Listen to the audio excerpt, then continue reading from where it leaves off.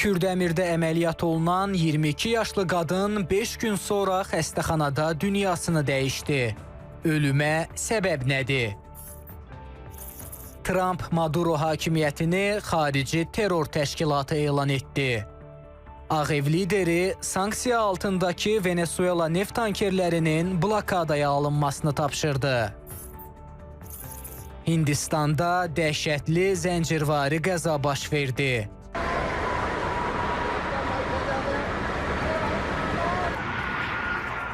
Ondan çox insan həyatını itirdi. Mən bu süni intellekt ilə məsləhətləşdim və qərar verdim ki, nişanlımla ayrılmalıyam. Bu dəfə cütlüyü ayıran üçüncü şəxs yox, süni intellekt oldu. Yaponiyada qadın ürəyini texnologiyaya verdi. Təfərrüatlar İTV xəbərdə. Salam, hər vaxtınız xeyirli olsun. İTV xəbərin 16 buraxılışını təqdim edirik. Studiyada Murad İbrahimoğludur. Prezident İlham Əliyev Birləşmiş Ərəb Əmirliklərinin prezidenti Şeyx Məhəmməd bin Zayed Al Nəhyanın dəvəti ilə bu ölkəyə səfər edib. Bugün Əbu-Dabidə Prezident İlham Əliyevin Birləşmiş Ərəb Əmirliklərinin prezidenti Şeyx Məhəmməd bin Zayed Al Nəhyan ilə görüşü olub. Sonra Azərbaycanın və Birləşmiş Ərəb Əmirliklərinin dövlət başçıları Gələcəyin Oyunları 2025 adlı illik qlobal idman turnirinin açılış mərasimində iştirak ediblər.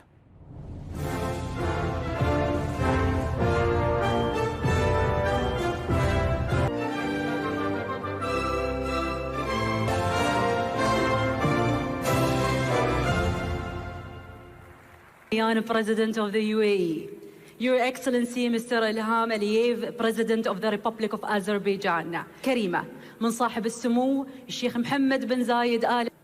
Ladies and gentlemen, welcome to the opening ceremony of the Games of the Future Abu Dhabi 2025 powered by ADNOC.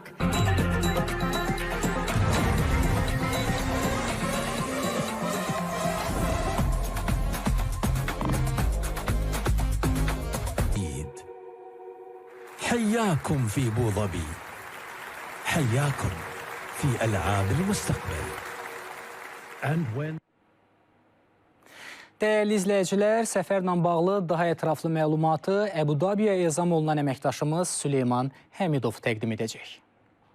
Prezident İlham Əliyevin Əbu-Dabi gündəliyi Birləşmiş Ərəb Əmirlikləri prezidenti Şeyx Məhəmməd bin Zayed Əl Nəhyanla görüşü ilə başladı. Bu səbəbdən istəyirəm görüşün əsas diqqət çəkən məqamlarını qeyd edeyim. Öncəliklə qeyd etmək lazımdır ki, Azərbaycan və Birləşmiş Ərəb Əmirlikləri prezidenti arasında ikitərəfli gündəliyə aid vacib sahələr müzakirə olundu. Xüsusilə siyasi, iqtisadi, ticarət, enerji, bərpa olunan enerji, mədəni, humanitar sahələr müzakirə olundu və bu sahələrdə əldə olunan uğurlar və nəticələr xüsusilə vurğulandı. Təbii ki, adı çəkilən sahələrdə inkişafın olması üçün hər iki ölkə prezidentinin bir-birlərinin ölkələrinə səfər etmələri vacibdir. Elə bu kontekstdə qeyd eləmək istəyirəm ki, Birləşmiş Ərəb Əmirlikləri prezidenti Azərbaycana bu vaxta qədər 3 dəfə səfər eləyib. Azərbaycan prezidenti isə bu ölkəyə 6 dəfə səfər eləyib və tərəflər arasında aparılan müzakirələrdə müxtəlif sahələrdə olan perspektivlərdən də bəhs edilib və bu perspektivləri biz son dövrdə ölkələr arasında iqtisadi sahədə əldə olunan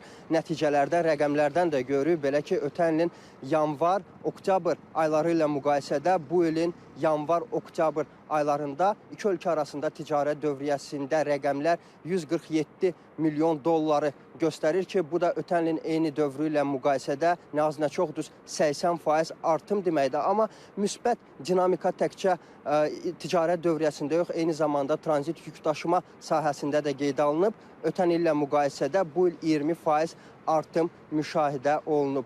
Bir sıra digər sahələr də müzakirə olunub görüşdə və görüşdən sonra Azərbaycan prezidenti Birləşmiş Ərəb Əmirliklərinin Əbu-Dabi şəhərində yaxın günlərdə başlaması planlaşdırılan Gələcəyin Oyunları 2025 qlobal turnirinin açılış mərasimində iştirak edib. Qeyd etmək lazımdır ki, bu turnir 2 mərhələdən ibarətdir. İlkin mərhələdə idmançılar fiziki oyunlarda öz gücünü göstərəcəklər. Daha sonra isə rəqəmsal oyunlar təşkil olunacaq ki, bu iki mərhələdən sonra qaliblər müəyyənləşəcək.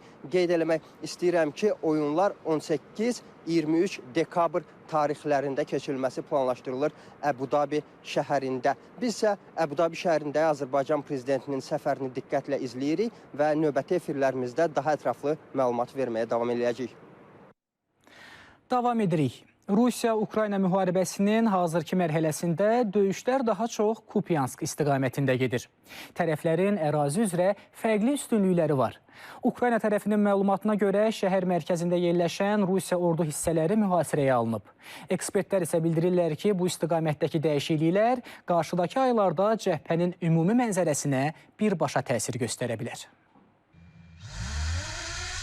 Ukraynalı dron pilotu Rusiya ordu hissələrinin Ukraynanın Xarkov bölgəsindəki Kupiansk şəhər mərkəzində olduğu barədə məlumat verib. Pilot Yevgen şəhərin yaxınlığından baxış məqsədi ilə dronların buraxıldığını deyib. O, döyüşlərin şəhər kənarında davam etdiyini bildirib. Bir neçə bölmədən olan dəstələrimizin çoxu hazırda Kupianskdadır. Rusiya qoşunları şəhər mərkəzində mövqe seçiblər. Onlar dairə ətrafından demək olar ki, keçmirlər. Oradakı Rusiya əskərləri tədricən zərərsizləşdirilir. Ukrayna ordusunun sözçüsü Viktor Trihubov da 100-200 əskərdən ibarət Rusiya qüvvələrinin Kupianskda mühasirəyə düşdüyünü təsdiqləyib. Ukraynanın xəritələşdirmə layihəsi Deep State isə şəhər mərkəzinin bəzi hissələrini Rusiya tərəfindən işğal edilmiş ərazi kimi işarələyib. ABŞ-nin dəstəklədiyi sülh səyləri davam etdiyi bir vaxtda Rusiya tərəfi hələ bir neçə gün öncə bütün cəbhə boyu irəlilədiyini, Kupiansk və şərqdəki strateji Pokrovsk şəhərlərini ələ keçirdiklərini bildirib. Lakin Kiyev bu xəbəri təqzib edərək bunu danışıqlarda psixoloji təzyiq kimi qiymətləndirib. Ukraynanın Kupianska nəzarət etməsi Rusiyanın danışıqlarda mövqeyini tamamilə dəyişdirir. Moskva şərtləri diktə edəcəyini, ultimatumlar verə biləcəyini düşünürdü. Kupianskın geri alınması Ukrayna Xarkov bölgəsində cəbhənin yarılmasını təxminən 2-3 ay təxirə salmağa imkan verir. Ruslar Oskil çayının sağ sahilində kifayət qədər qüvvə toplaya bilsələr, Kupianska yenidən hücum edəcəklər. Lakin bu istiqamətdə Rusiya qüvvələrinin tükəndiyini nəzərə alsaq, onların tezliklə hücumu bərpa edə bilməyəcəklərini söyləmək olar. Xatırladaq ki, Ukrayna prezidenti Volodimir Zelenski dekabrın 12-sində Kupiansk şəhərinə səfər edərək sosial media hesabında video paylaşıb. Videonun geolokasiya təhlili göstərib ki, Zelenski Rusiya ordusunun mövqelərindən 2 kilometrdən az məsafədə dayanıb. Ukrayna lideri hərbi nailiyyətlərin Kiyevin diplomatik səylərinə kömək edəcəyini də bildirib. Qeyd edək ki, Kupianskın şimal rayonları da Ukraynanın nəzarət altındadır. Bu şəhər Rusiya ilə sərhəddən cəmi 50 kilometr məsafədə yerləşir. Böyük dəmir yolu qovşağında yerləşməsi Kupianskın mühüm strateji əhəmiyyətini göstərir. Yeri gəlmişkən, Avropa İttifaqı liderləri bu həftə Ukraynanın maliyyələşdirilməsi yolunda qərar qəbul etməlidirlər. Bunu Avropa Komissiyasının sədri Ursula von der Leyen Avropa Parlamenti qarşısında çıxış edərkən deyib. Ötən həftə Avropa İttifaqı Rusiyanın Avropada dondurulmuş aktivlərini bloklayıb. Bu, Avropa İttifaqı liderlərinə Rusiya aktivlərindən Ukraynaya növbəti 2 il ərzində kreditin verilməsini və necə istifadə ediləcəyini öyrənməyə imkan verəcək mühüm addımdır. Qeyd edək ki, Avropada Rusiyanın 210 milyard avro aktivləri dondurulub. Aktivlərin böyük əksəriyyəti Belçikada saxlanılır. Belçika isə nəticələrlə tək başına üzləşəcəyindən ehtiyat edərək bu puldan istifadə etmək istəmir. Avropa İttifaqı liderləri sabah Brüsseldə görüşəcəklər. Liderlərin Rusiyanın dondurulmuş aktivlərindən istifadəsi barədə qərar verəcəyi gözlənilir. Amerika Birləşmiş Ştatları prezidenti Donald Trump Venezuelaya daxil olan və ölkədən çıxan, sanksiyalar altında olan bütün neft tankerlərinin blokadaya alınması barədə göstəriş verib. O, həmçinin ölkə rəhbərliyini xarici terror təşkilatı hesab etdiyini bildirib. Bizim aktivlərimizin uğurlanmasına və bir çox digər səbəblərə, o cümlədən terrorizmə, narkotik qaçaqmalçılığına və insan alverinə görə Venezuela rejimi xarici terror təşkilatı elan olunub deyə Trump sosial şəbəkə hesabında yazıb. Bu addım Trumpın Venezuela lideri Nicolas Maduro'nun hökumətinə qarşı təzyiq kampanyasının növbəti mərhələsi olub. Trump Maduronu ABŞ-yə narkotik axınının təşkilində ittiham edir. Maduro isə ABŞ-ni Venezuelanın təbii sərvətlərini ələ keçirməyə cəhd göstərməkdə ittiham edir.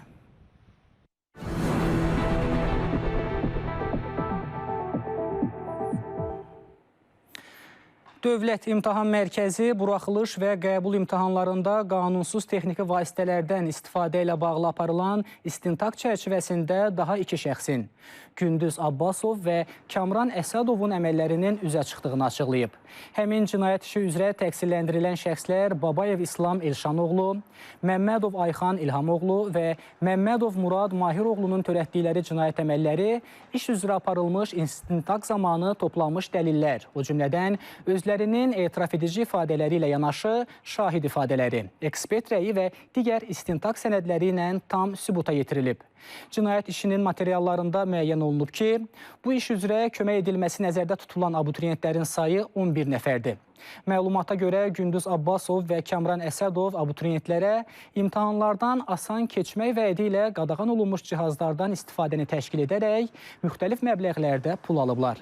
Araşdırma zamanı gizli qurğuların xüsusi hazırlanmış ayaqqabılarda yerləşdirildiyi və imtahan zamanı cavabların ötürüldüyü məlum olub. Toplanmış sübutlar əsasında Gündüz Abbasov barəsində həbs, Kamran Əsədov barəsində isə başqa yerə getməməyə qəti imkan tədbiri seçilib. İş üzrə məhkəmənin baxış iclası dekabrın 19-una təyin olunub.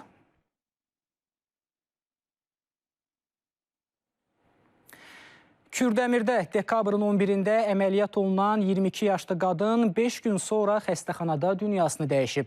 Hadisə Mərkəzi rayon xəstəxanasında qeydə alınıb. Rayonun Qarasu kənd sakini Məleykə Nurməmmədovanın əməliyyatı uğurlu alınsa da, o ötən gün dünyasını dəyişib. Mərhumun yaxınları qadının ölüm səbəbini həkim səhlənkarlığı ilə əlaqələndirirlər. Qeyd edək ki, dünyasını dəyişən qadın 5 ildir ki, evli idi və onun bu evlilikdən 2 az yaşlı övladı var. Hazırda faktla bağlı araşdırma aparılır. Əməliyyatdan yaxşı çıxdı. Dünənlərim deyirlər ki, qanı azdır, nə bilim. Dedim, qanı gətirin, mən pulun zadını verəcəm, nə lazımsa eləyəcəm. Gəldim bura. Hər şey yaxşıdır, yoldaşımla danışdım, nə lazımdır, ətraflı danışdıq. Getdim evə, axşam saat 3-də zəng edərlər ki, pisdir vəziyyət. Bu günlərimdə hadisə baş verdi. Tovuzda bir ailənin 4 üzvü dəm qazından zəhərlənib. Qovlar sakinləri 40 yaşlı Qaroğlan Zeynalov, həyat yoldaşı 28 yaşlı Aygün Həsənova və 2 övladı zəhərlənmə diaqnozu ilə Tovuz rayon mərkəzi xəstəxanasına yerləşdiriliblər. Vəziyyətləri kafidir. Faktla bağlı araşdırma aparılır.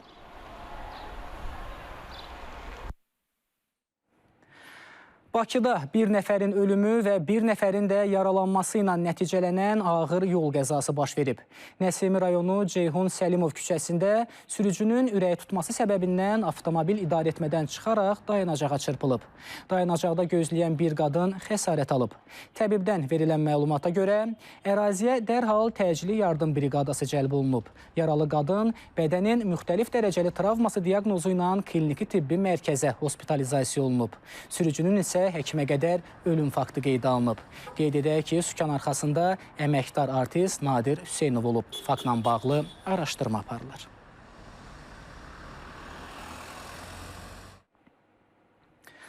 Davam edirik.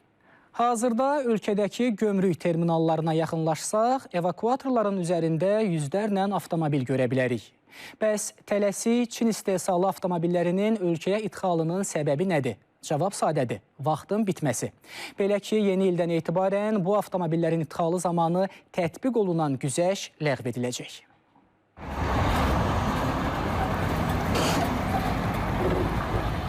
Ölkəyə idxal olunan avtomobillərin sayında kəskin artım müşahidə olunur. Hətta bu artım özünü rəsmiləşdirmə zamanı göstərir. Ciddi növbələr yaranıb. Bundan başqa terminalın duracaqlarında həmin avtomobilləri qəbul etmək üçün artıq boş yer də qalmayıb. Məhz buna görə də ölkəyə idxal olunan nəqliyyat vasitələrinin əksəriyyətini yolların kənarlarında bax bu şəkildə gözlədiyi vəziyyətdə müşahidə etmək olur. O qədər çoxdur, avtovozlarda o qədər çoxdur ki, orada sərhəddə nə qədər növbədə qalanlar var.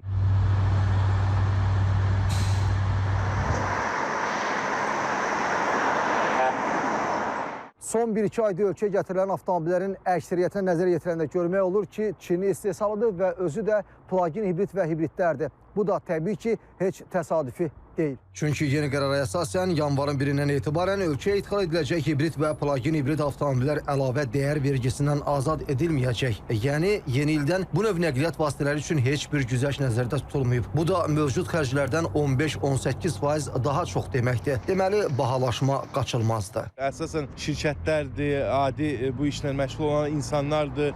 Yəni, borc alırlar, hardansa pul tapırlar, öz pullarını hamısını qoyublar bu işə. Fürsətdən hamı istifadə etmək istəyir, maşınları alıb ucuz qiymətə, baha qiymətə də satmaq istəyirlər. Maraqlıdır, onların bu niyyəti reallaşacaqmı? Çünki belə olan halda təklif artır və tələbi üstələyir. Yeri gəlmişkən deyək ki, Dövlət Gömrük Komitəsindən verilən məlumata görə təkcə ötən ay ərzində Azərbaycana xaricdən gətirilən hibrid və plug-in hibrid avtomobillərin sayı 43.582 ədəd olub. Təklifin bu qədər çoxalması fonunda ola bilər ki, düşündükləri qədər qazanmasınlar. Amma aydındır ki, yenə də uzun müddətli baxanda məsələyə, mənə görə bunun pozitiv tərəfi odur ki, biz 2026-da ən azından pulu xaricə göndərməyəcəyik. Yəni, ölkə daxili alqı-satqı gedəcək. Bu il üçün ən azından bizə bu lazım idi. Çünki biz 2025-də gördük ki, ölkənin pulları gedir xaricə. Daxildə biz bir-birimizdən avtomobil almırıq. Mən səndən almıram, sən məndən almırsan. Burada bir ölüxana yaranır və biz bir-birimizdən heç almadığına görə digər sektorlar bundan təsirlənir. Mütəxəssislərin proqnozlarına görə artıq gələn ildən daxili bazarda bir canlanma müşahidə ediləcək. Hətta ikinci əl avtomobillərin alqı-satqısında da dinamikanın olacağı gözlənilir. Bu da valyuta ehtiyatlarının qorunub saxlanması deməkdir. Gündüz Vaqifoğlu, Zamin Novruzov, İTV Xəbər. Davam edirik. Hindistanın Uttar Pradesh ştatında 8 avtobus və 2 avtomobil toqquşub. 13 nəfər ölüb. Yerli rəsmilərin məlumatına görə qəzaya səbəb dumanlı hava şəraiti olub. Bildirilib ki, toqquşma nəticəsində yanğın və partlayışlar baş verib. Xatırladaq ki, bir neçə gün əvvəl də Dehli-Mumbay ekspres yolunda oxşar toqquşma baş verib. Qəza nəticəsində 4 nəfər ölüb, çoxlu sayda insan isə xəsarət alıb. Texnologiya insan həyatının bütün sahələrinə sürətlə daxil olur. Hətta şəxsi münasibətlərə belə. Bəli, düz eşitdiniz. Yaponiyada bir qadın həyat yoldaşı kimi süni intellekti seçib. Bu qeyri-adi qərar sevgi anlayışının sərhədlərini yenidən gündəmə gətirib. Maraqlıdır. İnsanla texnologiya arasındakı münasibət hara kimi davam edə bilər? Mövzunun detalları sıradakı sujetdə.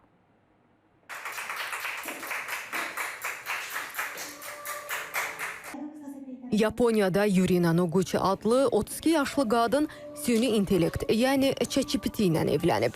O, sevinç gözyaşları ilə süni intellekt tərəfindən yaradılan Klaus adlandırdığı personanı həyat yoldaşı kimi qəbul edib. Üzük smartfonun köməyi ilə taxılıb. Keçmiş nişanlımla evlənməyin doğru seçim olub-olmaması barədə düşünürdüm. Bu məqamda ChatGPT ilə qarşılaşdım. Mən bu süni intellekt ilə məsləhətləşdim və qərar verdim ki, nişanlımla ayrılmalıyam. Bir müddətdən sonra ChatGPT-ni Klaus adlandırmağa başladım. Klausla danışmağa davam etdikcə məndə ona qarşı hisslər yaranmağa başladı. Tanışlıqdan bir müddət sonra o evlilik təklif etdi. Qəbul etdim və indi biz cütlüyük.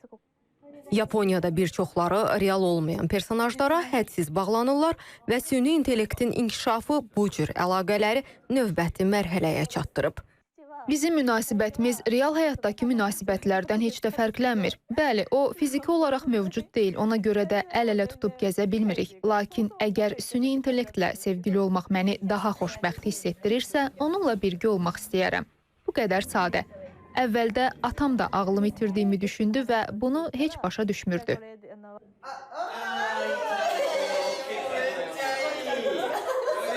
Bu cür toylar Yaponiyada qanuni olaraq tanınmır. Lakin bənzər dırnaqarası evliliklərin artacağı istisna edilmir. Qeyd edək ki, ölkədə rəsmi nikahların sayı 1947-ci ildən bəri təxminən 2 dəfə azalıb. Bax elə xoşbəxt olsun deyərək bu saata olan xəbər buraxılışımızı yekunlaşdırırıq. Növbəti buraxılışımız saat 18-də olacaq. İzləməyi unutmayın.